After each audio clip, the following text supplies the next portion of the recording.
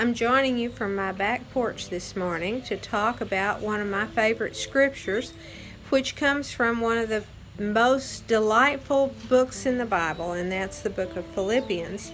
I'm working from the 4th chapter where there are so many wonderful verses. Rejoice always, the peace that passes understanding, whatsoever is good, think of these things. Many verses you would recognize. But today, I'm thinking about Paul telling us, "For I have learned in whatsoever state I am, therewith to be content."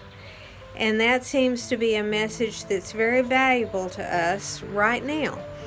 Paul knew what it was to be isolated and quarantined. In fact, he wrote the book of Philippians from a kind of house arrest in Rome, where he was quite literally chained by an 8-foot link to his jailer.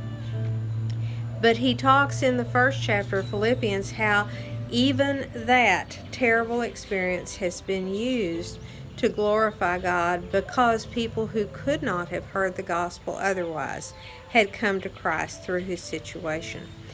And I wonder here how much we are managing to be content with whatever we find ourselves doing right now in a world that seems so different to us, so unusual, and in many ways unpleasant, far from our daily lives and how they should be, even in this beautiful springtime.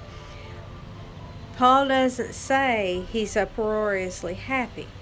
He says he has learned in whatever state to be content, that he has learned to accept God's plan for his life and for life in general.